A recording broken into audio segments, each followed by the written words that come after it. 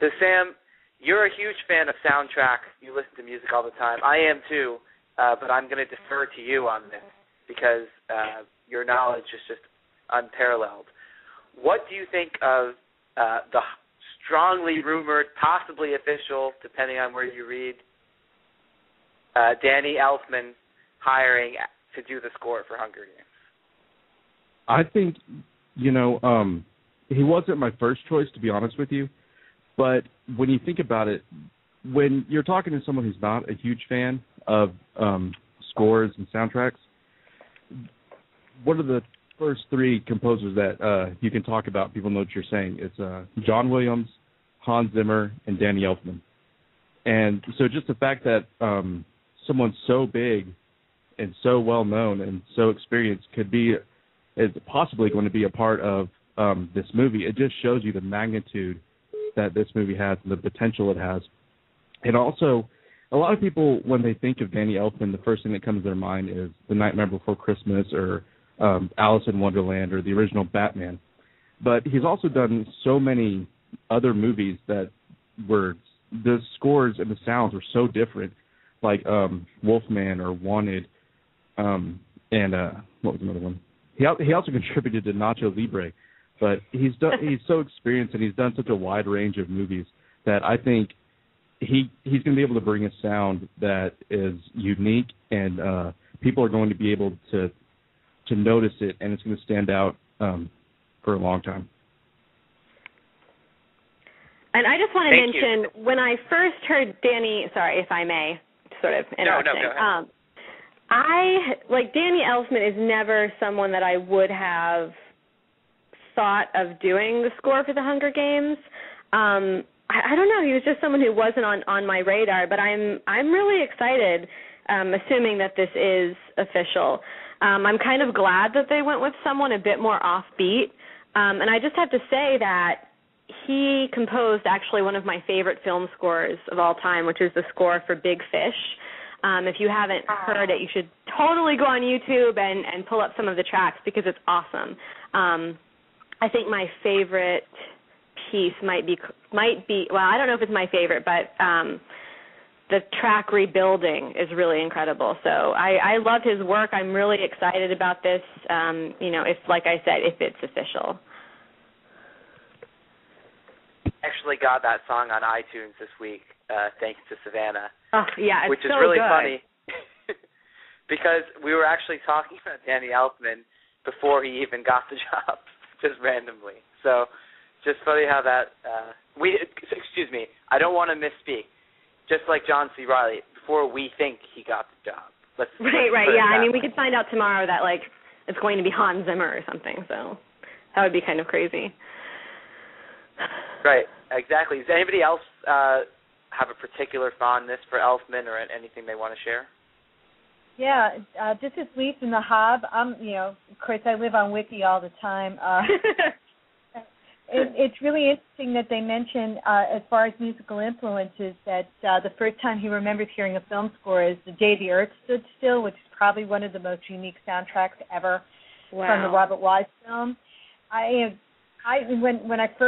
When this first came across my smartphone that he was in contention, I was like, he's just way too upbeat. But then when I read this, I was like, no, this may actually make sense because the film itself, depending on how they're going to play it, it's either going to be, I just think that he's going to add a level of movement and pace to the soundtrack that I wasn't thinking about, because I was thinking more like a traditional soundtrack, like a Howard Shore or or a purely orchestral score. This is going to be, I think, a little bit more upbeat, because I know that he did such good work with Corpse Bride and a few other things that he had done with Tim Burton. So, but now that I know that he's kind of influenced from Bernard Herrmann, I'm hoping that it's true and it really comes out that he does this. Well, thanks for that. Really terrific. And I had no idea you were this knowledgeable on Elfman. Lee. That was great. Thank you. And I just want to say also kind of a point along with what Lee was saying. I'm seeing some people on Twitter saying they like Elfman, but it would have been really great to have John Williams or, first of all, Elfman is a tremendous name in Hollywood, I should say that. But, just because maybe you don't think he's done as many of this genre type scores, a lot of times it's people like this who actually put the most creative effort and originality into their work. And and it's funny because Lee mentioned Howard Shore, a huge name now, but why is he huge? It's because of Lord of the Rings, and at the time, I remember when he was announced, it wasn't exactly like people were jumping up and down, and he did an amazing job. So, have faith, as one person said in Twitter, and as Lee definitely articulated very eloquently, if I may say. And actually, Savanna, since we're on the topic of music, it's not only Danny Elfman, right? There's also a music supervisor that you and I are familiar with. Yeah, totally. This was announced last week maybe, but I'm so excited about this, by the way. I just have to say that T-Bone Burnett is going to be the music supervisor for the film, and he has actually already written and we don't know what song this is, but it was announced that he had written a song that Jennifer Lawrence recorded. Of course, everyone is assuming that it's Rue's Lullaby. I mean, obviously we don't know for sure, but that sounds like a pretty accurate assumption to me. But he's going to be the music supervisor, and I wasn't really sure what a music supervisor's function was, so I looked it up. And basically, a music supervisor handles the negotiation and licensing of outside music used for a film, so like record contracts for the soundtrack album, and just working with everyone who is supplying music to the film that's coming from an outside source. So that, to me, that indicates that there will be a score, possibly composed by Danny Elfman, as well as some outside music. And in case you don't know who T-Bone Burnett is, I mostly know him from his work in Cold Mountain. What else? Oh, Brother, Where Art Thou? Crazy Heart. I don't know. What else has T-Bone Burnett done? That Oscar for the song The Weary Kind. For Crazy Heart. Yeah, in Crazy Heart, right? For Crazy Heart. Right. Sam, not to put you on the spot, but are you familiar with T-Bone Burnett at all, and do you have any opinions on this? I'm not too familiar with him. Oh Brother, Where Art Thou was the soundtrack that when I was in middle school and that came out, and that was my first kind of step towards any kind of bluegrass type music, and I love that. And of course, Crazy Heart, that was a terrific soundtrack. But other than that, no, I'm not too familiar with him. But I am excited to hear what he did with Jennifer Lawrence.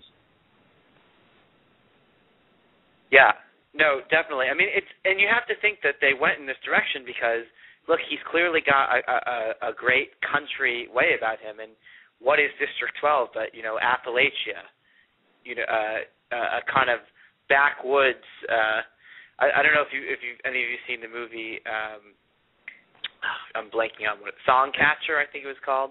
She talks about how Appalachia actually has some terrific ballads that people don't realize how influential they've been on the music scene and modern country music. So I think for people who are purists, who really want District 12 to be the true, gritty, down-to-earth District 12 that Suzanne Collins wrote about, you should be very happy. If you're looking for a glossed-up, more of a magical-sounding score and soundtrack, you may not get that as much. But I think this is going to be great. I think everyone's going to love this. I'm personally very excited, if you couldn't tell.